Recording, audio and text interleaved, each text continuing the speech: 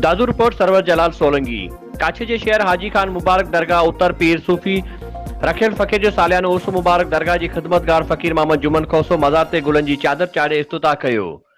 दरगाह जे आंगन ते सॼी राति परे फुटी ताईं रूह रवान महफ़िल मौसीक़ी थी गुज़री, जंहिंमें काछे कंदी जे अक़ीदतमंदनि वॾे तइदाद में शिरकत कई। महफ़िल मौसीक़ी के सिंध जे नामियारे सूफ़ी रागी मांझी फ़कीर साथी सूफ़ी फ़कीरनि पंहिंजे सूफ़ियाने अंदाज़ में रूहानी आवाज़ सां सूफ़ियानी महफ़िल में वेठल खे वजदान तारी करे दिली सुकून ॾियारे छॾियो।